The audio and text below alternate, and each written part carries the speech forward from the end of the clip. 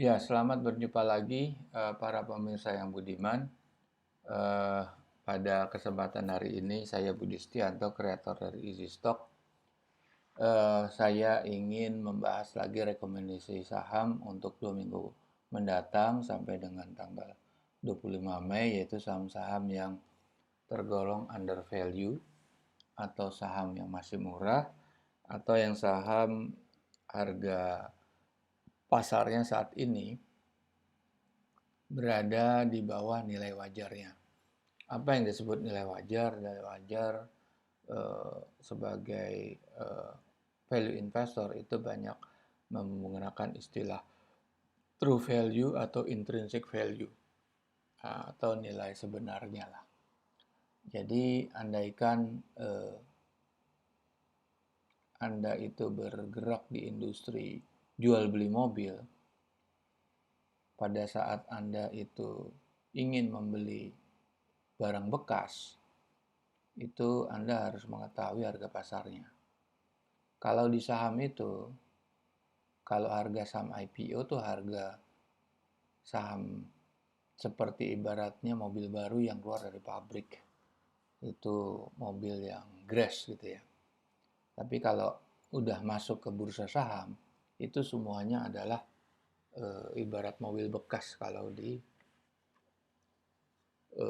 pasar otomotif ya. Jadi saham-saham yang bekas itu atau mobil bekas itu Anda harus melakukan analisa. Anda harus meneliti apakah yang dijual itu betul-betul sesuai dengan harga penawarannya. Ya sama seperti saham. Saham seperti kalau saya tunjukkan di screen ini, kita lihat stok. Nah, order. Nah, saham, katakan saham apa? BMRI. Ya. Nah, apakah saham dengan harga 95925 itu pantas untuk dibeli atau worth it lah? Artinya punya potensial capital gain di waktu yang akan datang. Nah, kita harus tahu seperti kalau Anda jual beli mobil, tentunya Anda bisa mencari harga mobil second itu di dealer, baik melalui internet atau baik Anda bisa telepon, melalui broker, dan lain sebagainya. Nah, kalau di saham itu Anda harus melakukan analisa. Seperti di otomotif, Anda harus lihat kilometernya, Anda lihat kondisi bodi mobilnya, catnya, pernah tabrakan atau tidak, perawatannya seperti apa, interiornya banyak masalah atau cacat atau tidak, mesinnya bagaimana, kaki-kaki ya bagaimana. Nah, kalau di saham, kalau Anda berkiblat kepada analisa fundamental, Anda akan melakukan banyak hal. Nah, ini saya ingin membahas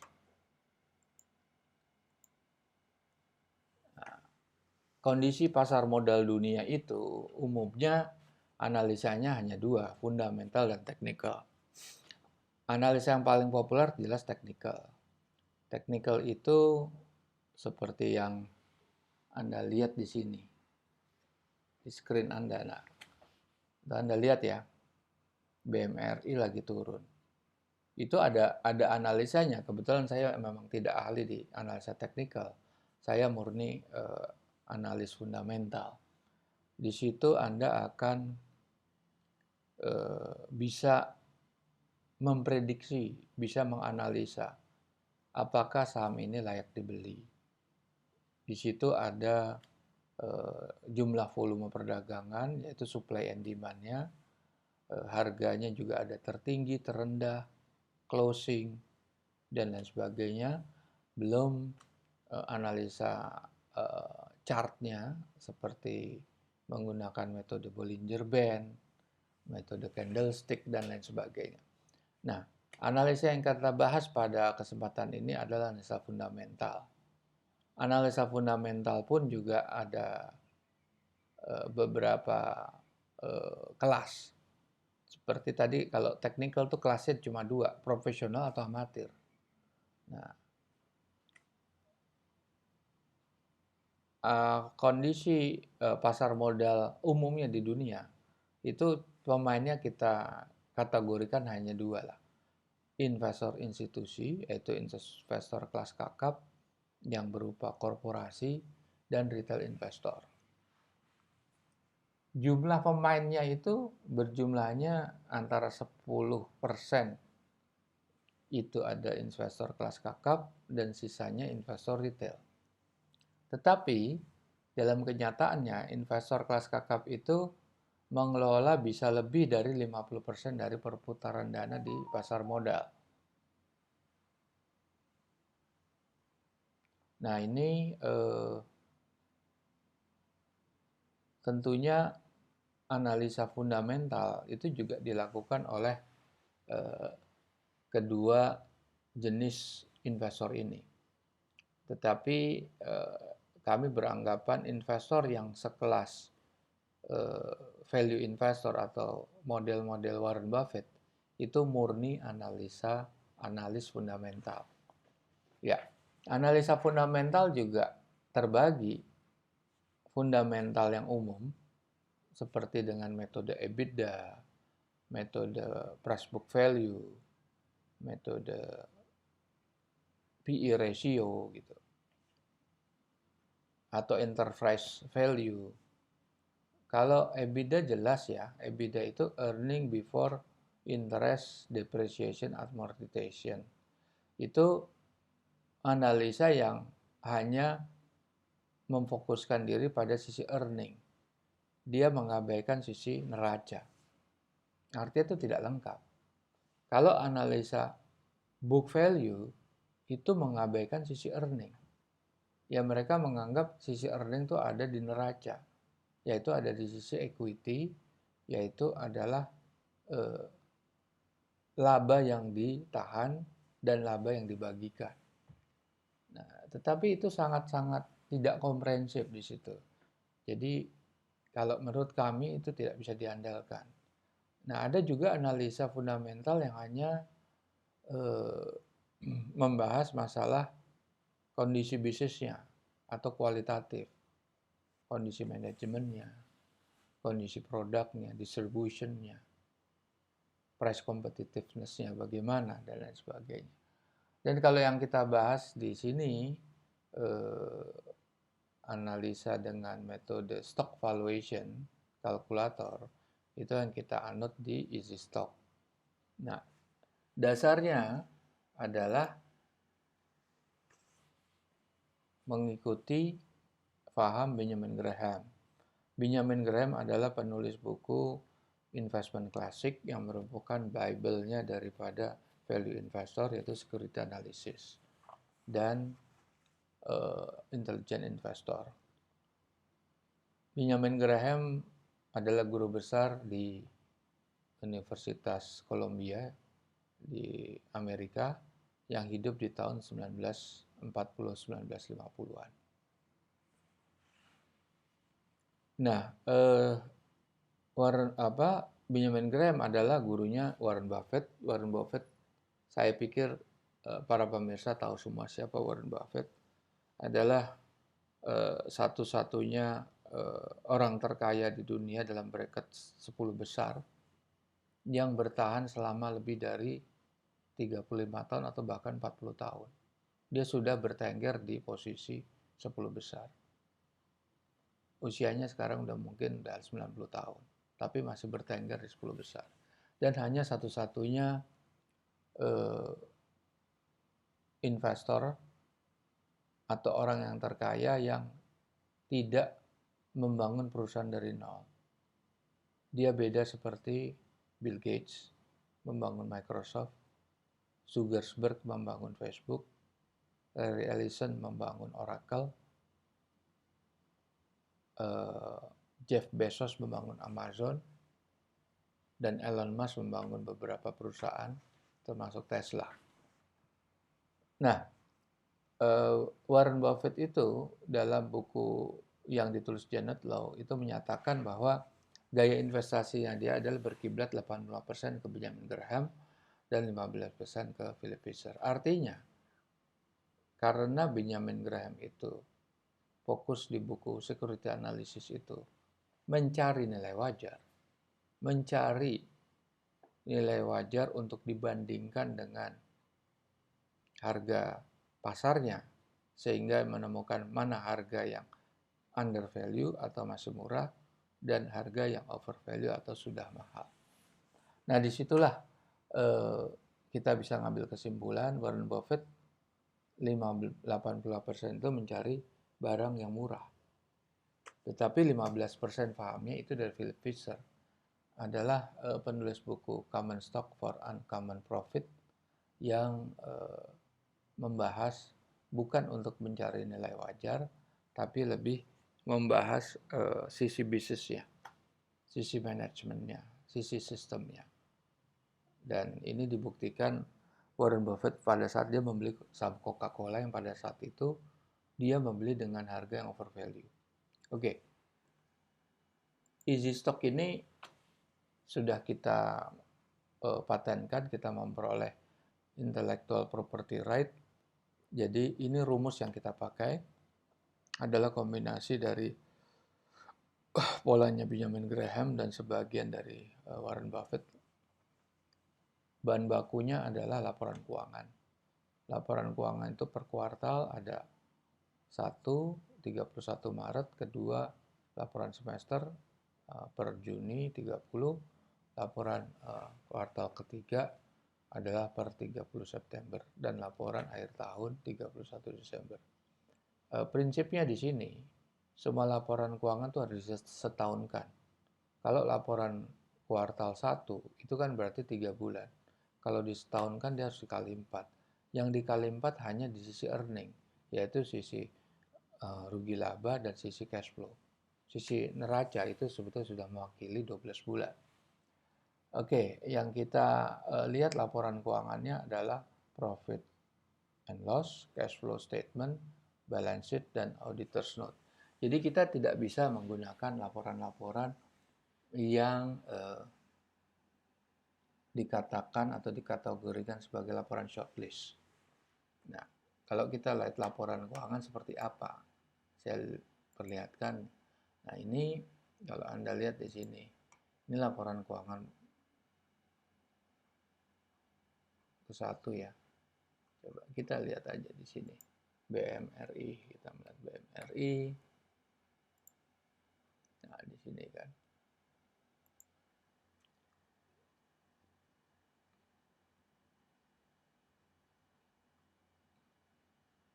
Nah, ini laporan keuangan yang kita ekstrak ini. Itu ada 396 halaman. Jadi tebal sekali. Dan ini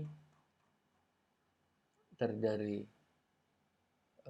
balance sheet, ada total aset, ada liabilities, dan ada equity. Di profit and loss ada revenue, ada net profit after tax, ada perubahan ekuitas, kita melihat ada dividen di sana, dan arus kas. Nah, di sini di dalam pembahasan easy stock, kita selain membahas ini, kita membahas financial statement di sana, kita juga mencari apa yang disebut capital expenditure. Di sini capital expenditure bisa mungkin nggak ada di sini, di arus kas ini. Coba operasional investasi biasanya. Nah, di situ memang ada itu. Pembelian aktiva tetap 145 miliar. Depresiasinya di mana? Kalau Anda lihat di Di sini nggak ada. Depresiasinya nggak ada di sini. Kalau Anda coba mengandalkan laporan shortlist, Anda timpang. Nah sekarang di dalam laporan shortlist ada nggak non-performing loan? Nggak ada kan? Nah, ada nggak securities atau efek-efek investasi yang dipegang sampai jatuh tempo? Biasanya obligasi. Tapi dia mencatatkan akan dijual, akan bukan dijual, akan dipegang sampai dengan dia maturitinya. Maturity yang umumnya lebih dari setahun. Nah, itu harus di, di, diperhatikan dan diabaikan. Nah, di sini ada juga apakah aset-aset ini kita nyarikan aset yang aset-aset current, aset-aset lancar. Jadi ini namanya biaya dibayar muka, pajak dibayar muka, secara tetap tidak berwujud. Ini harus kita abaikan. Oke, kita cari UNTR di sini. Oke, kita cari UNTR.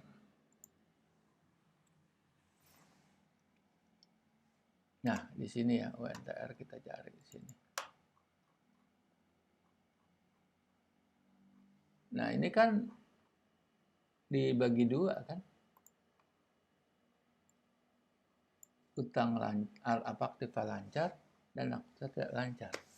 Anda perhatikan aktiva lancar. Kalau prinsip daripada easy stock atau stock valuation kalkulator itu adalah memfokuskan pada real cash atau cash flow. Sama seperti kita berbisnis di sektor real ya, kita harus berorientasi kepada cash flow, bukan berorientasi kepada catatan akuntansi. Nah, apa yang disebut catatan akuntansi?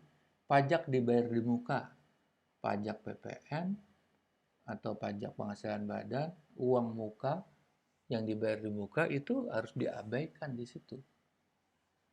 Karena di situ merupakan suatu catatan akuntansi yang real cash-nya itu belum terrealisasi secara penuh. Dan itu masih berisiko karena secara temporer proyeknya masih dalam penyelesaian. Begitu. Nah, ini juga kalau dilihat dari sini, ini ada investment roll aktiva tetap ada. Tapi saya tanya, di sini ada nggak penyusutannya? Belum tentu ada di sini. Nah, di dalam prinsip daripada easy stock di sini kita hanya melihat core bisnisnya. Kalau di situ Anda lihat nih, bagian atas laba bersih entitas asosiasi dan ventura bersama. Itu kita harus abaikan karena itu belum tentu core bisnisnya dia. Bisa aja dia melakukan investasi di bidang yang berbeda dengan industri yang sedang mereka jalani. Nah, itu. Kalau katakan mereka di bidang alat berat, mereka investasi mungkin di bidang lain, di bidang keuangan. Itu bukan core bisnisnya dia. Itulah suatu bisnis yang beda, yang mempunyai laporan rugi laba tersendiri yang tidak ada kaitannya. Yang kita lihat adalah suatu emiten dengan bisnis core-nya. Oke. Kita lihat sekarang. Oke, kita balik lagi ke ini kita ya. Oke. Kita lihat indeks sekarang lagi flat. Dan kita lihat apa saham-saham pilihan kita. Saham-saham yang kelas besar ya. Itu ada 3 bank. BRI, Mandiri, Bank BTPN Syariah, United Tractor, dan Bukit Asam. Nah ini kita sudah melakukan seleksi dan kita sudah memilih saham-saham tersebut. Nah, kita lihat lagi di screen. sini. Kita ambil aja BTPS di sini. BTPS Anda bisa lihat di sini, ini BTPS. BTPS.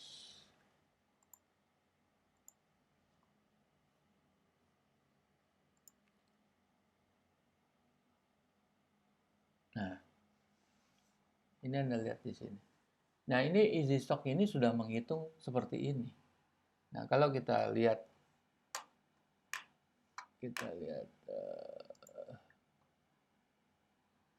perjalanan atau historical dari key financials key financial faktornya, itu kita lihat revenue, kita lihat gross profit, net profit, gain loss non operating yang tadi saya bilang non recurring, sehingga kita dapat free cash flow. Capital expenditure-nya berapa? Di situ udah termasuk di dalam apa ya? Di dalamnya ada penyusutan. Kita lihat net current asset, net working capital, dan liquidation value, dan beberapa analisa rasio. Oke, kita mau lihat lagi di aplikasi kita, Easy Stock ya. Nah, kita lihat Easy Stock. Nah, Anda bisa akses melalui Google Play. Mungkin saat ini kita sedikit trouble dengan Google Play. Mungkin Anda bisa akses sehari 2 hari kemudian. Karena ada perubahan dari sistem kita sehingga harus kita mengadjust kepada manajemen Google. Nah, ini kalau kita download akan terlihat seperti ini. Akan terlihat 4 bendera, Indonesia, Malaysia, Singapura, dan Thailand. Tetapi pada saat ini periode pre-launching kita hanya menerapkan 720 kalau nggak salah ya, saham-saham yang sudah beredar atau listed di bursa efek. Nah, ini kalau kita klik, ini semua saham free access. Ini free access, dapat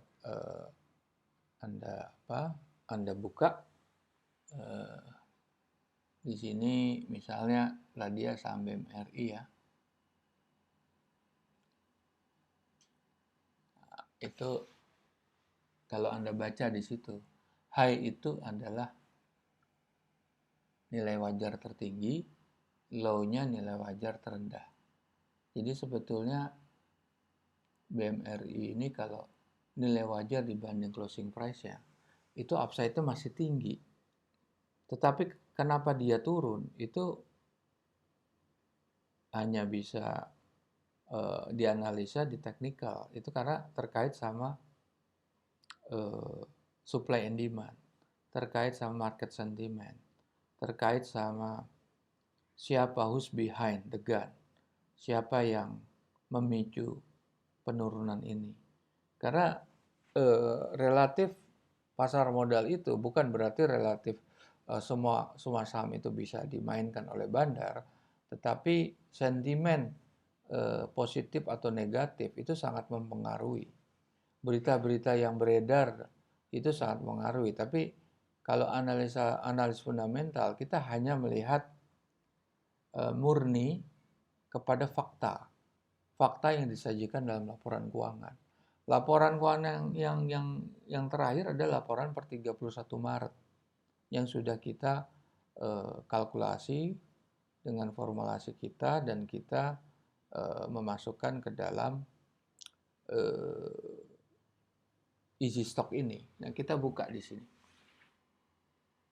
Kita buka. Nah, itu kan udah laporan keuangannya berdasarkan Q1 2021. Nah, perkara ada perbedaan antara analisa fundamental teknikal itu biasa karena kita berbeda sudut pandang. Analisa teknikal tidak pernah memperhatikan apa yang terjadi di laporan keuangan. Tidak peduli apa yang terjadi di perusahaan. Mereka hanya peduli adalah pergerakan dari market. Mereka hanya peduli kepada sentimen positif atau negatif berdasarkan berita-berita ekonomi makro. perkara itu masalah kebijakan pemerintah, perkara itu apa yang dilakukan gubernur Central Bank di Amerika atau The Fed, apakah itu yang dilakukan Joe Biden atau Vladimir Putin, itu kita tidak menyentuh itu sebagai analis fundamental.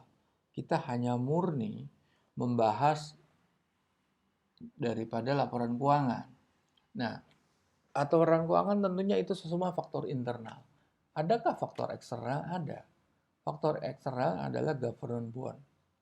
Government bond itu berubah tiap hari. Nah, kalau kita lihat lagi ke sini, saya mau rubah ke, oke, saya mau rubah ke sini. Coba Anda lihat di sini, obligasi. Nah, ini kan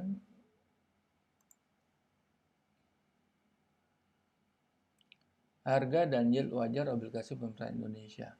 Ini yang kita gunakan yang tenornya 10 tahun.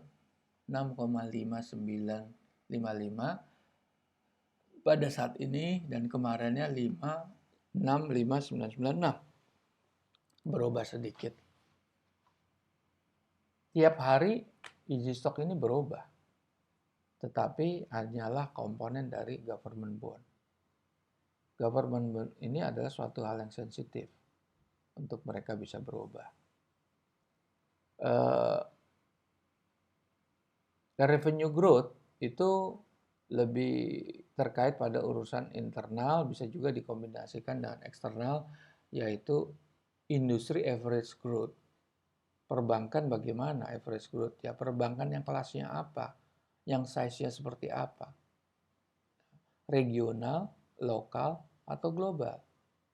Nah, ini kita memang melakukan asumsi. Nah, oleh karena itu begini, di sini kita punya fitur ya, fitur free access. Di sini Anda bisa lihat key financial faktornya, key financial parameternya apa aja, government bond, capital expenditure, net income, utang jangka pendek, jangka panjang, net current asset, dan lain sebagainya. Dan ada juga fitur tambahan, yaitu fitur-fitur rasio keuangan kuncinya, key financial ratio. Ada historical chart, ada company profile, ada video profile. Video profile ya video terus terang diambil dari YouTube mengenai company profile-nya Bank Mandiri. Anda bisa lihat sendiri nanti. Company profile kita tidak terlalu ini ya, hanya apa faktornya apa, logonya apa, dan sebagainya.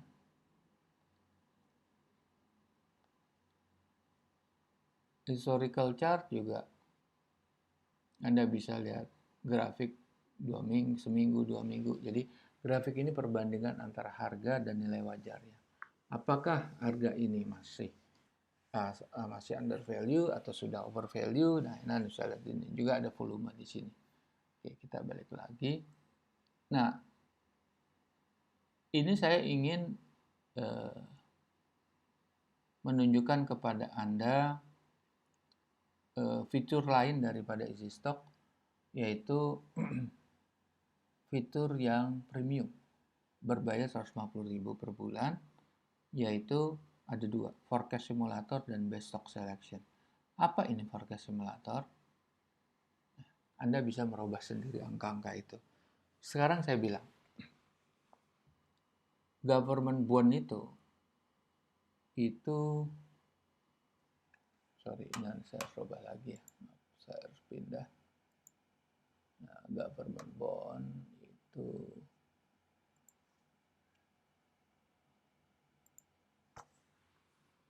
berubah tiap hari ya.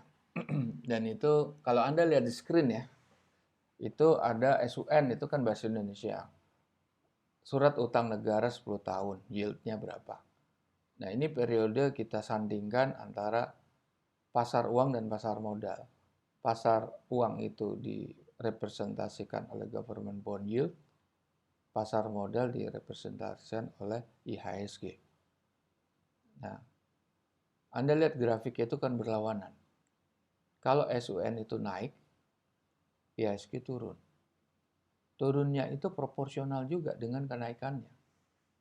Misalnya government bond naik 40%, IHSG most likely turunnya 40% juga. Artinya apa? Artinya ada switching atau perpindahan uang dari pasar modal ke pasar uang. Transfer dana ini tergantung pergerakan. Nah, Anda lihat di grafik itu. Government bond naik, IHSG turun. Government bond turun, IHSG mulai naik. Dan lain sebagainya. Nah, kalau diisi stok, Anda bisa lihat seperti ini. Anda lihat ini ya, closing price-nya 5975 ya. Intrinsic value terendahnya 11.700 ya. Kalau ini saya buat 9, apa yang terjadi?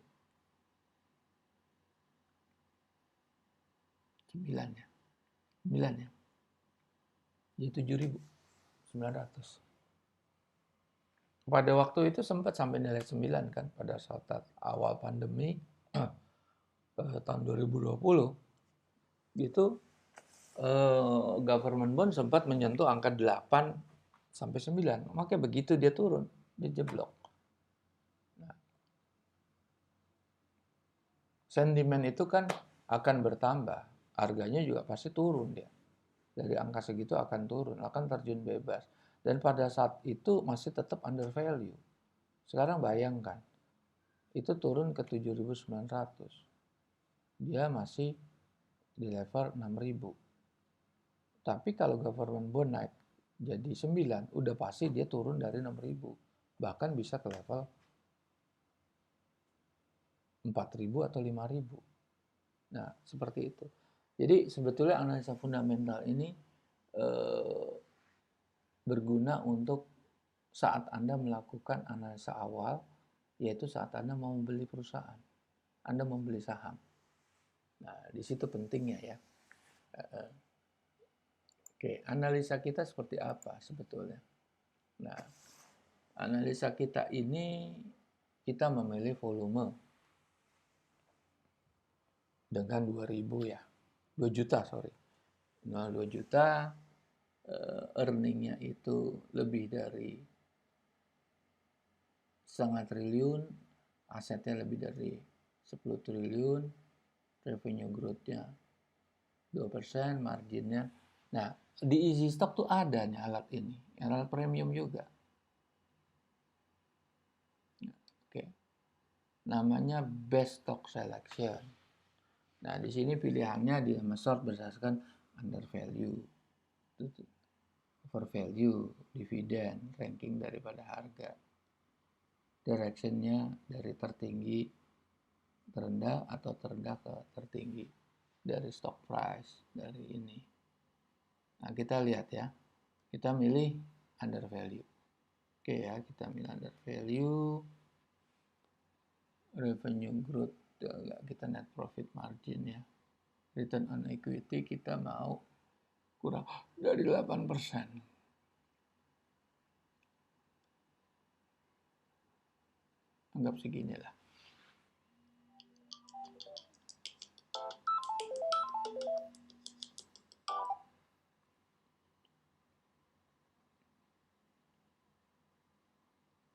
Nah, itu kan profit marginnya. Volumenya kita pakai 2. Nah, terus ini juga bisa di ini nih. Sektornya apa, subsektornya apa. Anda bisa pilih. Nah, Anda pilih kan sektornya apa. Anda bisa pilih. Return on equity, net profit margin. Anda apply di sini. Nah, ini kan nggak berurut, tapi dari kita pilih dari yang tertinggi ya. Nah, ini ada pasti. BMRI ada kan? KM ada, Kapak ada, BNI ada, Raja ada, Pegas, UNTR ada kan? Nah, ini banyak. Dari sekian itu kita pilih yang terbaik. Makanya kita pilih 4 saham ini. Oke.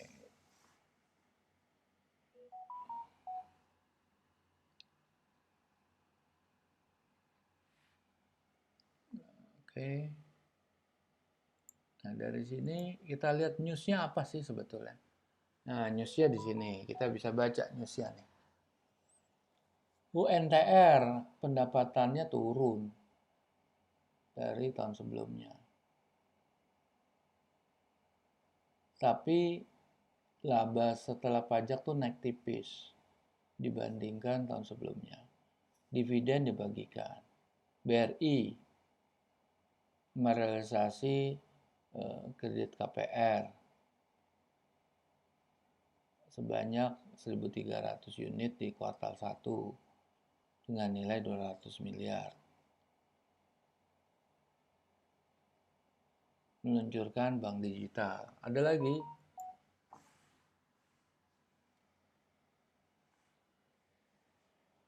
BMRI, aplikasi livingnya itu menjadi super app, berkontribusi kepada pendapatan non interest ya.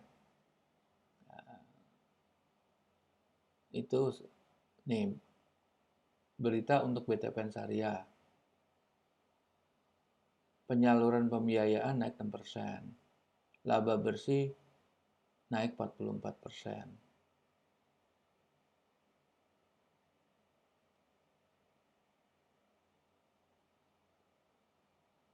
Bukit Asam itu ada kegiatan menutup anak perusahaannya, jadi boleh bilang masih negatif ya. Dan lain sebagainya. Nah, kita lihat sekarang dari grafik harga. Nah, itu dari grafik Anda bisa lihat. Ini kita membahas saham BRI ya. Saham BRI itu bergerak terus.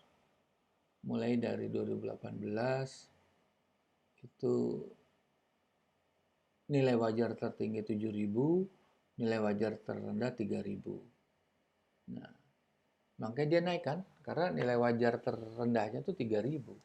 3.000 kurang. Dia naik tuh kan dari level sekitar 3.000 naik ke level 4.500-an. Nah, pada saat itu di 2019 itu nilai wajarnya berubah. Yang tertinggi 5.100, terendahnya 4.700. Sesuai kan? Nah, kenapa terjadi perubahan? Yaitu adalah penilaian dari laporan keuangan. Nah, artinya begini, artinya yang kami lakukan adalah semuanya berdasarkan fakta. Fakta-fakta itu kita tidak bisa melakukan secara tuntas, secara bersih, secara pasti, mana yang termasuk window dressing secara rinci itu sulit sekali. Yang bisa kita lakukan adalah beberapa hal seperti biaya atau pendapatan non recurring, itu yang kita bisa lakukan. Nah, itulah hasil yang kita peroleh dari stock valuation dari easy stock itu. Nah, di tahun 2020 itu naik lagi. Ini makin menyempit. Nilai tertingginya 6.700. Nilai terendahnya 6.100. Nah, harganya masih bergejolak gitu. Kemudian kita lihat saham Bank Mandiri. Nah, ini udah sampai kuartal ke-1. Itu kita bandingkan aja. Waktu 2018 saham Bank Mandiri mencapai menembus di atas 8.000. Nah, itu kan kita lihat lower value-nya itu bergerak antara 79 sampai 85. Terus unblock. Nah, unblock ya kenapa? Itu anjloknya kan karena COVID itu. Terus habis itu naik lagi. Naik dia sampai ke level mendekati 8.000. Sekarang nilai valuasi masih tinggi. Ya ini artinya gini ya, kita tidak bisa memprediksi dalam jangka waktu pendek apakah suatu harga saham itu akan menembus nilai wajarnya. Itu sangat tergantung dari kondisi market. Apalagi Bank Mandiri adalah emiten blue chip, emiten kapitalisasi besar, sehingga dia menjadi prime mover dari pergerakan IHSG. Kenapa dia turun ya, kita harus optimis atau harus yakin dengan apa kita yang lakukan. Ya, kondisi pasar di Indonesia kan masih dalam kondisi krisis. Jadi kalau kita mengharapkan suatu saham itu menembus nilai wajar tertinggi, itu sulit. Kecuali saham-saham second line. Kalau saham-saham first line itu sulit sekali. Untuk saham-saham tertentu ya. Tapi ada saham-saham lain yang malah kemahalan. Tidak tentulah, kita tidak bisa menjudge atau kita bisa berkesimpulan bahwa semua saham blue chip pasti seperti itu. Enggak. Blue chip yang harganya masih mahal atau overvalue juga banyak. Kita lihat aja di sini. Oke, kita lihat ISI berapa.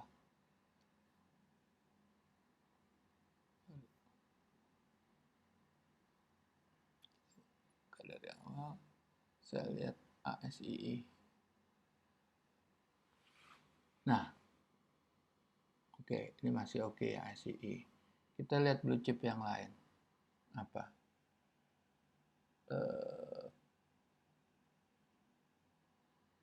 BNI, BBNI. Nah, ini masih bagus-bagus semua rata-rata. Tapi ada juga, misalnya Pak Medco. Medco saya nggak tahu termasuk Telkom lah, Telkom. Nah, ini tipis nih. Telkom. Kalau kita lihat tadi Telkom nih. Telkom. Oh. Dia upside-nya cuma 13%, downside-nya itu 26%. Dia bisa mungkin turun. Nah, itu kan. Coba kita lihat di ini lagi, saham BBTS. Di sini kita lihat BBTS berapa? BBTS.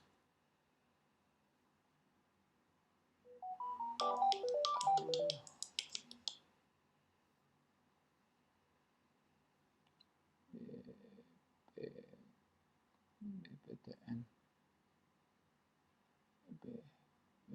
BBTS. Nah, BBTS ini sahamnya masih bagus ini.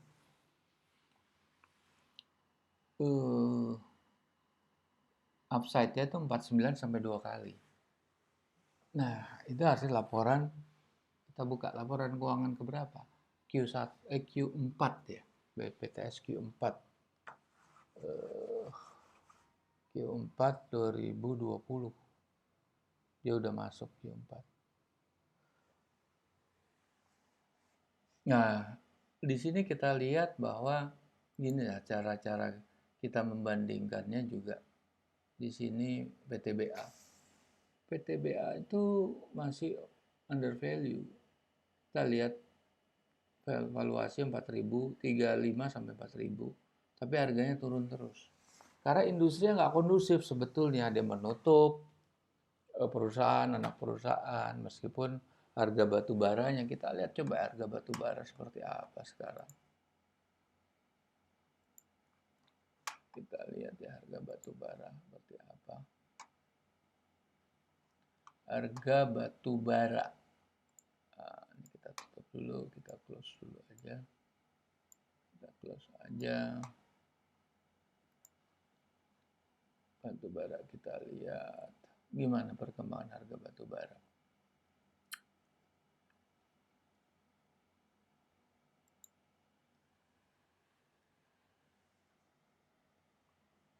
indikator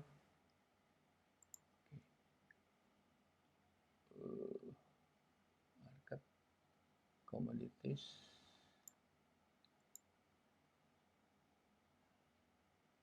crude oil,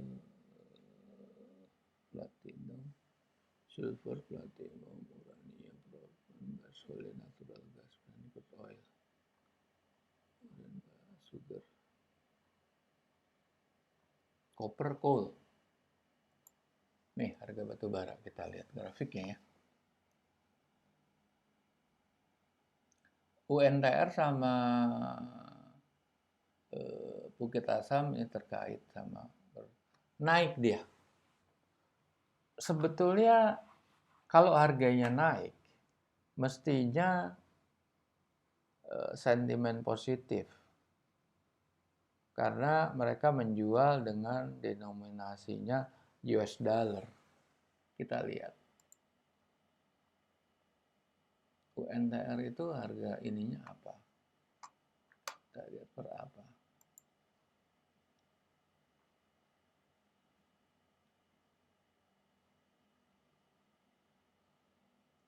Apa dia? Dia persatuannya apa? Nah, dalam apa dia, coba lihat, kita lihat ya. Oh, dalam rupiah. Kalau kita lihat, ini kan belum ada ya, kalau PTBA tadi di laporan keuangan, itu PTBA.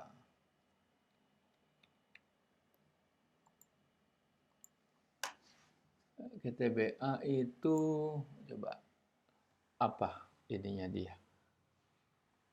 Konversinya apa? Dia dolar bukan? Rupiah, berarti sudah dikonversi ke dalam rupiah. Karena dia ada penjualan dalam negeri, penjualan luar negeri. Tergantung komposisinya. Tapi namanya harga batu bara tuh mengikuti harga coal dunia itu naik. Nah, artinya kalau kita lihat di sini ya, PTBA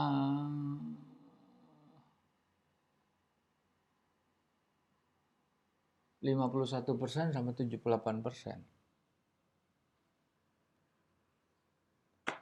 Masih layak dikoleksi, harganya turun sekarang. Sedangkan harga batu bara naik, suatu saat dia akan naik di sini. Ya, mungkin sekian para pemirsa. Tadi sudah saya presentasikan ada 5 saham yang kita bisa rekomendasikan. Kita masuk ke screen lagi. Ini kita rekomendasikan ada 5 saham. Yaitu 3 perusahaan bank, emiten bank, dan 2 perusahaan terkait dengan perusahaan batubara atau industri batubara. Baik, sekian. Nanti kita berjumpa lagi. Assalamualaikum warahmatullahi wabarakatuh. Selamat berpisah.